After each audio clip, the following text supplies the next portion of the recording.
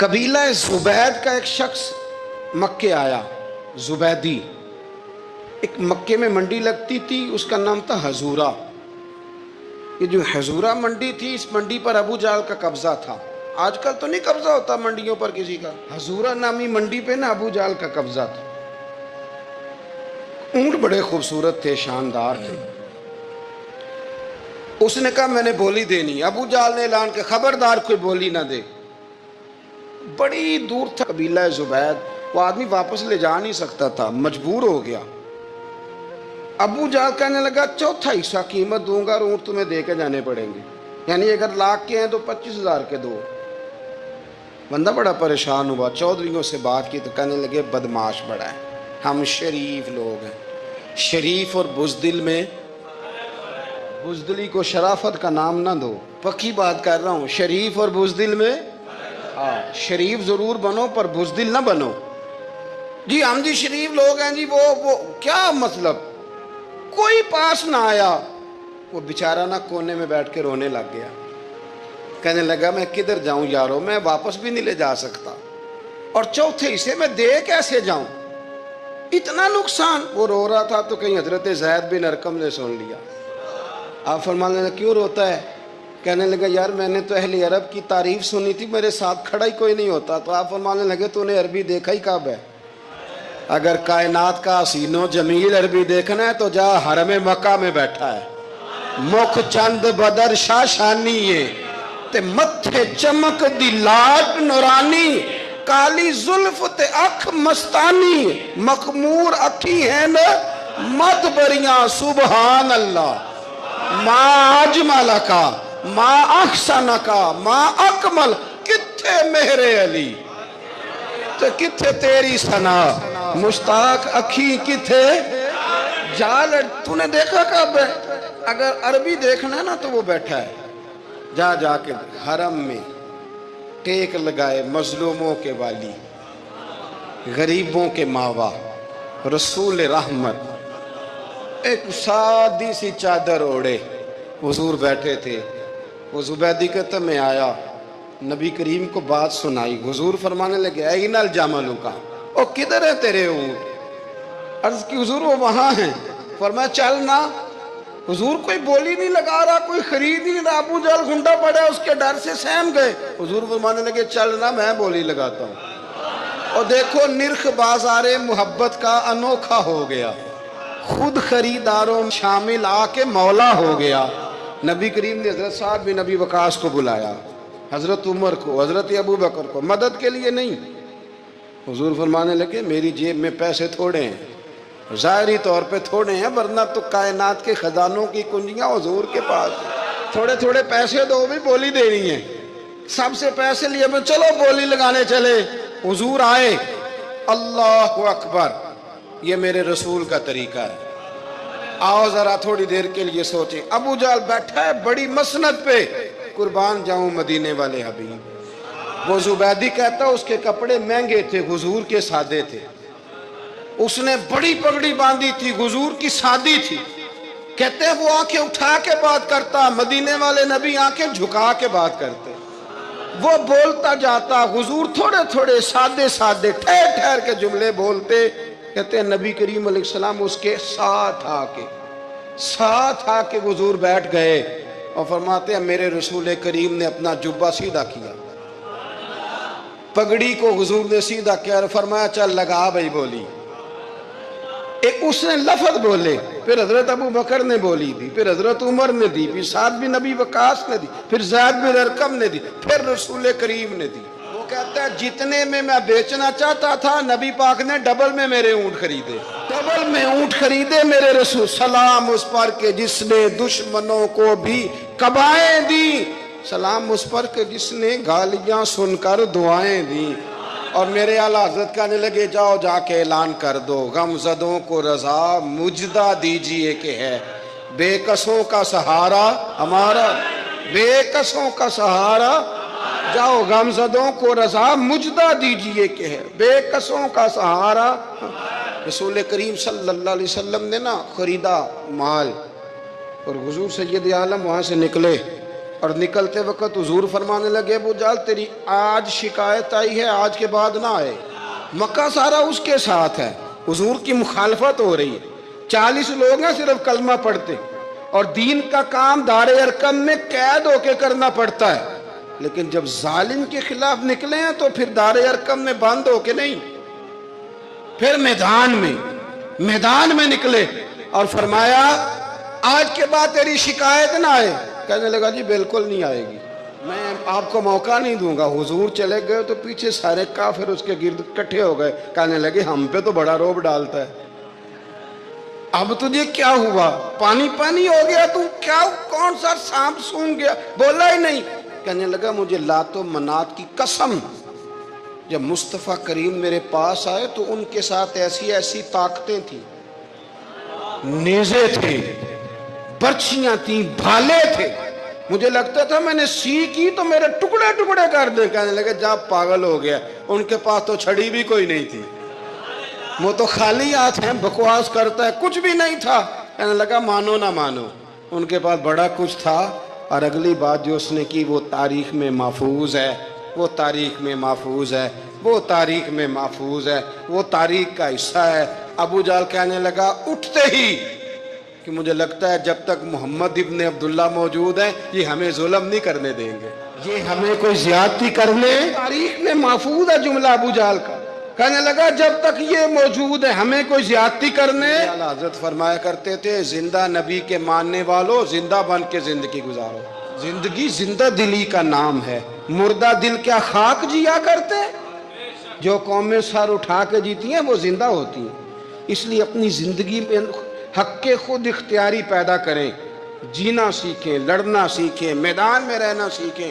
سہم کے وقت نہیں گزرے گا، ظلم سہنے سے بھی ظالم کی مدد ہوتی ہے، لہٰذا حق لینا سیکھیں، حق پر کھڑے ہونا سیکھیں، اپنے مزاج میں یہ باتیں پیدا کریں۔ مجھے خاتون نے پوچھا، میرا بھائی کہتا ہے حصہ لے لے پھر میرے مرے کا منہ نہ دیکھنا۔ میں کہا پتر تو حصہ لائے نہ منہ ویکھی ہودا، کوئی ضرورت نہیں، ایسے ظالم کا منہ ویسے بھی نہیں دیکھنا چاہیے جو بہنوں کا حصہ کھا جائے۔ میں نے کہا تو منہ دیکھنے کی کوئی ضرورت، یہ کوئی بلیک میلنگ ہے؟ ابا کہتا ہے حصہ لے لو منہ نہ دیکھنا، میں کہا بالکل نہ ویکھی، تو بلکہ آگ میں ویکھنا بھی نہیں چاہتی، تو ادھر رکھ، اللہ رسول نے مقرر کیا میرا حصہ۔ کیا فلسفہ ہے ہمارا؟ جو بات غلط ہے اس پہ لوگوں کو بلیک میل کرتے ہو، جائز بات پہ ڈٹنا سیکھو۔ آپ جب ڈٹ جاتے ہیں نا تو پھر اللہ مدد کرتا ہے، پھر اللہ تتنزل علیہم الملائکہ، پھر اللہ فرشتے بھی نازل کرتا ہے۔ حضور نے فرمایا جو جان کی حفاظت کرتے مر گیا وہ بھی شہید، جو مال کی حفاظت کرتے مر گیا وہ بھی شہید، جو دین کی حفاظت کرتے مر گیا وہ بھی، جو خاندان کی، اپنے گھر کی، اپنے بچوں کی حفاظت کرتے مر گیا وہ بھی۔ تو اتنا بڑا درجہ حضور نے بیان کر دیا ہے، تو کبھی بھی زندگی میں ظالم کے سامنے سرنگو نہ ہونا، کچے پلپلے ہونے کا کبھی بھی اظہار نہ کرنا۔ حضرت تمیم داری رضی اللہ تعالیٰ عنہ فرماتے ہیں کہ ہم کھڑے تھے، ایک اونٹ دوڑتا ہوا آیا، نبی کریم صلی اللہ علیہ وسلم کے پہلے اس نے قدموں پہ سجدے کیے، صحابہ کہنے لگے حضور ہمیں بھی اجازت دیں، فرمایا وہ تو بے زبان ہے، اسے تو پتہ کوئی نہیں، پیش نظر ہے وہ نو بہار، سجدے کو دل ہے بے قرار، روکیے سر کو روکیے یہی تو امتحان ہے۔ فرمایا اسے کیا پتا، تم تو مکلف ہو شریعت کے، تمہیں اجازت نہیں ہے۔ اور اعلیٰ حضرت نے 2 ٹوک لکھا ہے، فرمایا سوائے خدا کے کسی کو تعظیمی سجدہ بھی حرام ہے، یہ نوٹ کر لیں میری بات۔ اور اعلیٰ حضرت نے فتاوی رضویہ میں لکھا ہے کسی قبر پہ جاؤ تو 4 ہاتھ دور کھڑے رہو، اللہ کرے آپ کو سمجھ آئے، کتنے ہاتھ؟ 4 ہاتھ دور کھڑے رہو، سورۃ فاتحہ پڑھو، درود شریف پڑھو، جس قبر پہ گئے ہو ان کی روح کو اصحال ثواب کر، ان کے وسیلے سے دعا مانگو۔ اعلیٰ حضرت فرماتے ہیں قبر کو سجدہ بالاتفاق حرام ہے، طواف قبر کا کرنا بالاتفاق حرام ہے، بوسہ لینے میں اختلاف ہے کہ جائز ہے کہ ناجائز ہے، لیکن بوسے سے بھی چونکہ شک پڑتا ہے تو فرماتے ہیں احمد رضا کی رائے یہ ہے کہ بوسہ لینے سے بھی بچا جائے۔ وہ آ گیا تو اس سے اگلی باتیں کرتا ہے، بس خاموش رہ، باادب رہ اور پیچھے رہ۔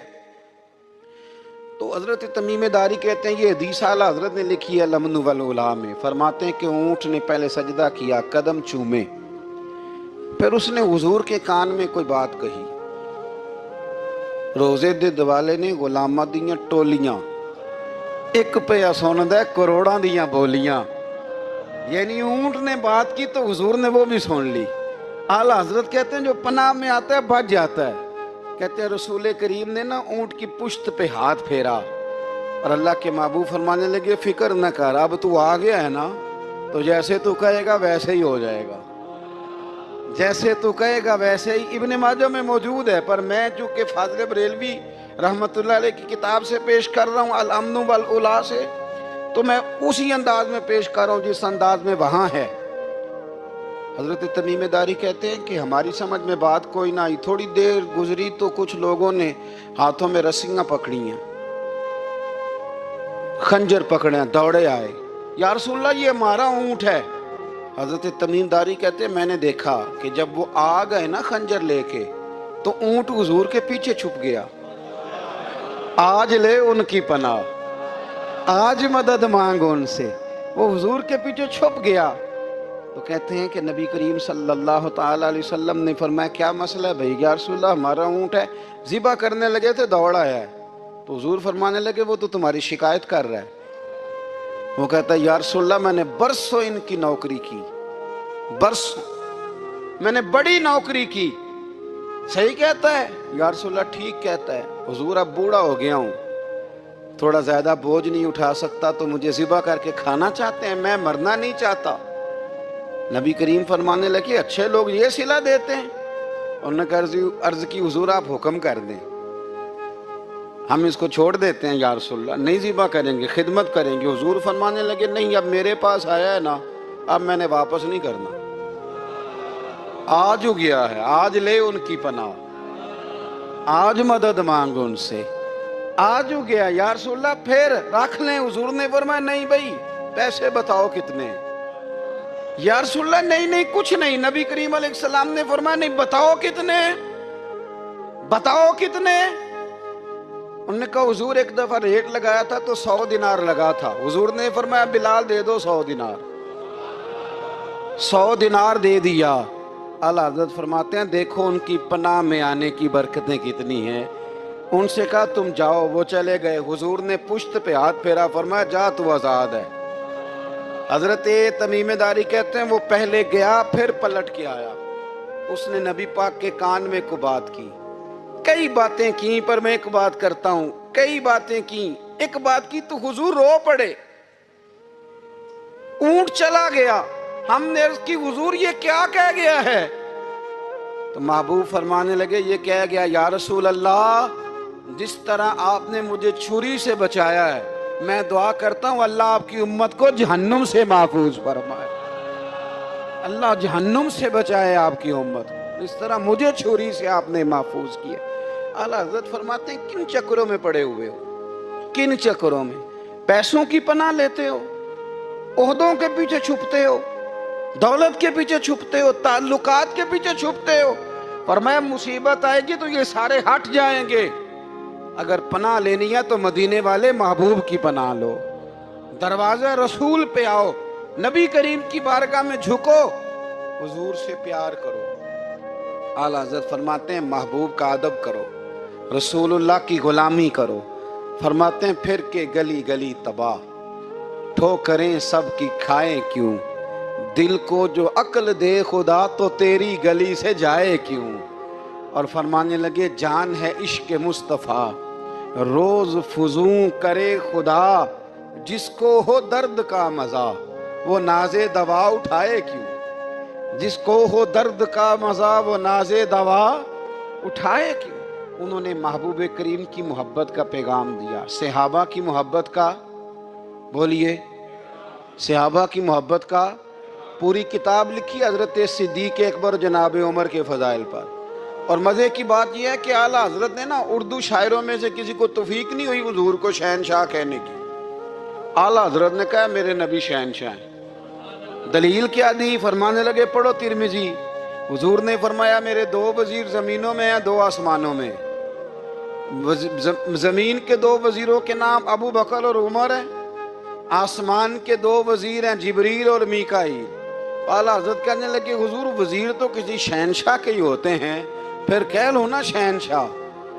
تو پھر فرمانے لگے حاجیو آؤ شہنشاہ کا روضہ دیکھو، حاجیو آؤ شہنشاہ کا روضہ دیکھو، کعبہ تو دیکھ چکے اب کعبے کا بھی کعبہ دیکھو، کعبہ تو دیکھ چکے اب کعبے کا بھی غور سے سن تو رضا، کعبے سے بھی آتی ہے صدا، میری آنکھوں سے میرے پیارے کا روضہ دیکھو۔ اعلیٰ حضرت نے ساری زندگی اور صحابہ کرام کی بات کی، اہل بیت کی بات کی، اولیاء کی بات کی، صوفیاء کی بات کی، دفاع کیا سب کا، سب کے شانوں میں لکھا، امت کو بتلایا کہ اپنے بزرگوں سے جڑے رہو گے تو بچے رہو گے۔ اعلیٰ حضرت نے طنز کرنے سے، تنقید کرنے سے، بلا وجہ غلطیاں نکالنے سے اور ایک دوسرے پر لان تان کرنے سے ہمیں بچنے کو کہا۔ اعلیٰ حضرت فرماتے ہیں کوئی علم اگر آ جائے نا تو اس کا معنی یہ نہیں کہ سب کو جاہل سمجھ لینا چاہیے۔ سمجھ آ رہی ہے میری بات کی؟ ہم جس شعبے میں بھی ہوتے ہیں نا سامنے والے کو ان پڑھ ہی سمجھتے ہیں۔ مولویوں کے بارے میں بعض لوگوں کا خیال ہے کہ یہ پتہ نہیں کون سی مخلوق ہے، ان کو کیا پتا دنیا داری کا۔ میں صحیح کہہ رہا ہوں۔ اسی طرح جو میرے شعبے سے تعلق رکھنے والے لوگ ہیں وہ کہتے ہیں شاید سارے تاجر 2 نمبر طریقے سے ہی مال کماتے ہیں۔ یہ ہو نہیں سکتا، ایسا ہو نہیں سکتا۔ ہمیں نا دوسروں کی اہمیت کی خبر رکھنی چاہیے۔ ہم ایک دوسرے سے پیار، ہم طنز کرتے ہیں، تنقید کرتے ہیں۔ فاضل بریلوی منع کرتے تھے، آپ فرماتے یہ طریقہ درست، ہم جب غلطیاں نکالنے پہ جاتے ہیں تو معاذ اللہ اتنا اوپر بن جاتے ہیں کہ معاذ اللہ ثم معاذ اللہ اللہ رسول تک پہنچ جاتے ہیں۔ اعلیٰ حضرت کے زمانے میں ایک شخص نے کہہ دیا نبی پاک کا خیال آئے تو نماز ٹوٹ جاتی ہے۔ عقل ہے نا جی، جہاں مرضی لے جاؤ۔ وہ کہنے لگا جی میں نے خالص اللہ کے لیے پڑھنی ہے نا فلسفہ عجیب، نبی پاک کا خیال آئے تو نماز ہے۔ اعلیٰ حضرت فرمانے لگے تو بڑا ہی پاگل ہے، جب تو کہے گا السلام علیکہ ایھا النبی، خیال آئے گا کہ نہیں؟ فرمانے لگے تو بڑا ہی نادان ہے، جب تو کہے گا اللہم صلی علی محمد وعلی، خیال آیا کہ نہیں آیا؟ فرمانے لگے تو نبی پاک کی بات کرتا ہے، نماز میں تو ابا اماں کا بھی خیال آتا ہے، ربنا اغفر لی ولی والدیہ۔ فرمانے لگے ربے کے خیال سے نہیں ٹوٹتی تو مدینے والے کے خیال سے کیسے ٹوٹ گئی؟